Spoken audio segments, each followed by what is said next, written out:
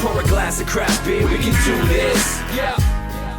What's good, y'all? This is C Certified Brewhead, and welcome to another edition of BML here on BAOS. This evening, I have some bangers that we brought back all the way from Williamsburg, Virginia, from Precarious Beer Project. We have 4 bangers, varying styles, so I'm actually excited. The first one is an Italian Pilsner. Second one is a hazy IPA. Third one is a double hazy IPA, and then fourth here is an Imperial Stout with cinnamon graham cracker. Imperial Stout, very exciting. So we were down in Virginia with the tourism office there, Visit Virginia, from when we're recording this, maybe 2 weeks ago.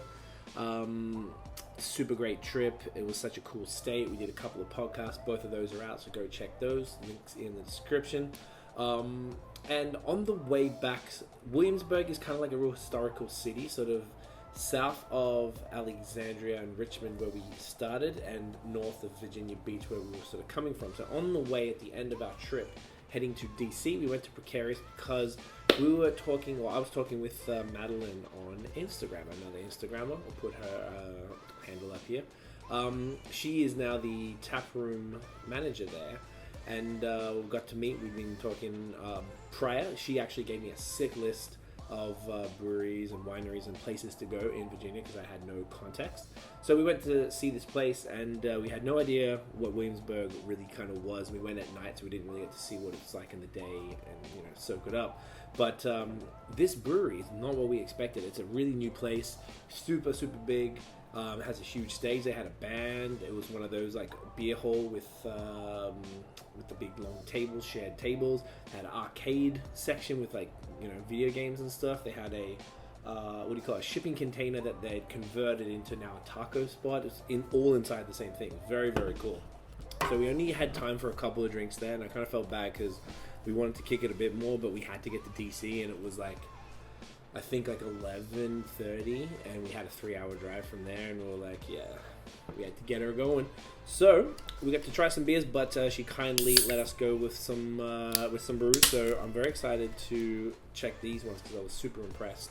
So the first one, this is called Argo Mentos, and it's an Italian Pilsner. I guess it's an Italian word, 4.8%. Oh, Argo Mentos, there you go, properly there.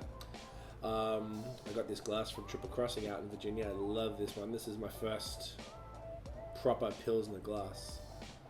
Well, I think I gave that a bit of aggression there. Head's a bit large. So Italian Pilsners are becoming a bit of a trend. I'm really happy about that. There's 3 hops here. It's Tetnanger, Celia, and SARS. So I haven't heard of the first 2 before. So I guess this, based on the names, it might be Italian hops, so I haven't heard a lot about them. Wow, it smells great. And I know there's a lot of people doing French pilsners and stuff these days, and they basically seriously, I guess all they really do is use French hops. So it's likely the same thing. Looking super crisp, got some chill haze there, but tons of bubbles, wicked head. That was my bad, it's a little large. Smells great, mate. Get in ya.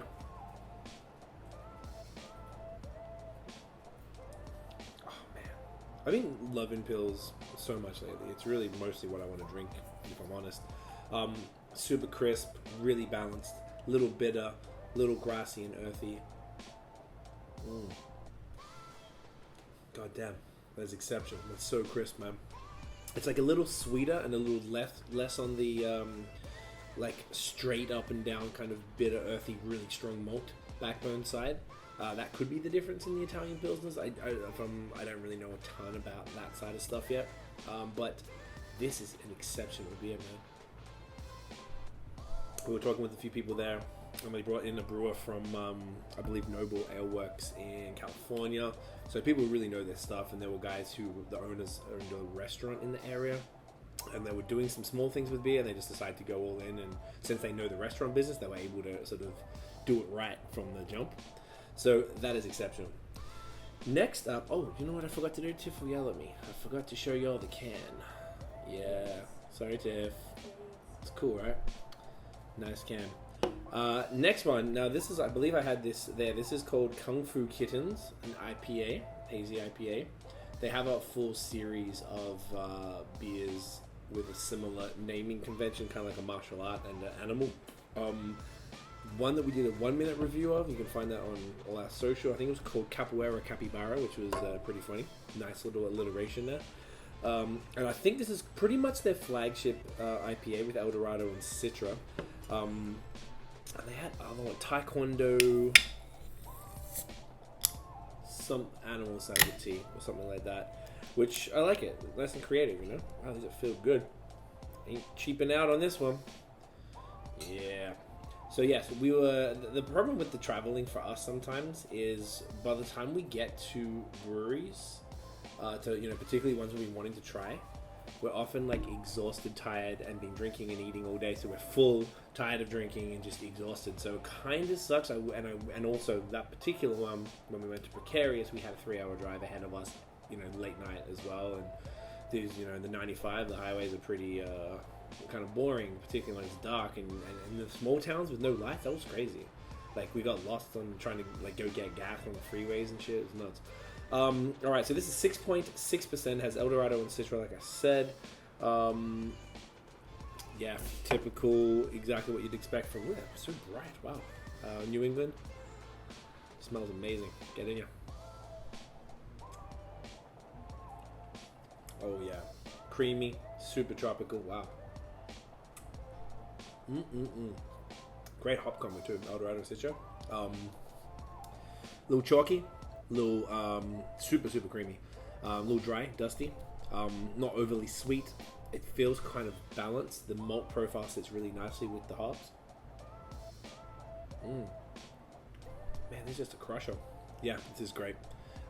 Exactly, I'm like 99% sure I had that at the brewery.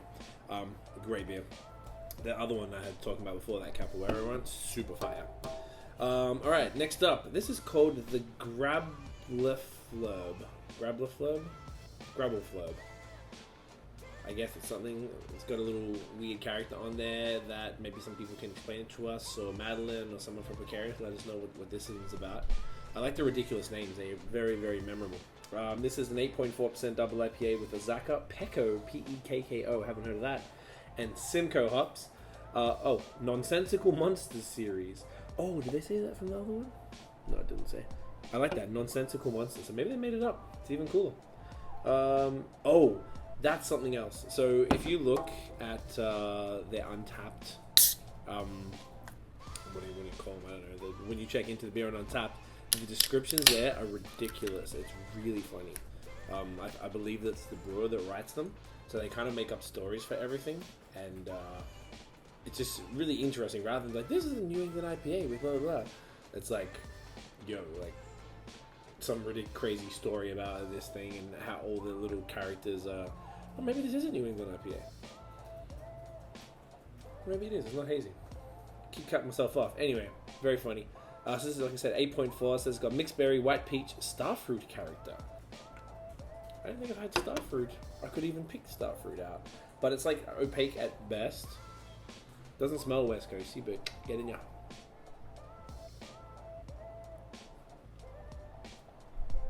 It's kind of like hard to tell if this is Westery. It's not that it really matters, but it just gives you a bit of context as to kind of what they're going for here. It's quite sweet and malty. Tropical nose, kind of like stone fruity nose. Sometimes I wonder, we were talking about this the other day, Tiff, I think, about like how if someone says, hey, this tastes like this, and you're like, oh yeah, I can get that. Yeah, that's what the little guy said at Zero Gravity. At Zero Gravity, right, we'll talk about that. So this, like white peach, I can get peach. A mixed berry. I don't know if I get mixed berry though. This is interesting because I can't really call it. It feels like it's a little bit bitter and like a little piney, but it's not like overwhelmingly so, and it's creamier. Normally West Coast IPAs are kind of sharp and really sharp carbonation. I kind of like that I can't tell what the hell this is. Just a nice beer. I like it. It's great. 8.4, not too boozy either. Sometimes the booze kind of can cut through too much on the doubles. I usually prefer between 6 and 7 is my like money zone, maybe 7.5. At 8.4, that's super solid. All right, last one. So this is called Odd Choices Everywhere. Are we getting it? There we go. Yeah, cool designs, man. Their branding across the board is fire. Really, really nice. and it's actually a collab with Kushwa Brewing Co. Cushwa. I haven't heard of them. One might. Oh, it says contains dairy. You know what that means? Hashtag Team Lactose. And this is 9.8. So I'm gonna do all these by myself tonight. Tiff ain't drinking, so it's gonna be fun. Am I right? Am I right, Tiff? So, ooh, smells great. Yeah, I was drinking stouts with my friend Rob in Vermont the other day, and we had actually a ridiculous one, like a 17+% stout from Evil Twin, and that while that one was ridiculous, like over the top, it was cool. Like, man, it's really nice to drink stouts. It's really nice for a change, though, to be honest. I'm sure you guys feel. Let us know in the comments if you guys have been drinking many stouts over the summer, and if so, which ones are you enjoying? So like I said, 9.8, super dark, wicked coffee colored head. Kind of smells like a milk stout, so get in here. That's amazing. Really bitter, espresso, chocolate. I guess getting some sort of biscuity, crackery vibes, I guess, from the graham crackers there. Cinnamon.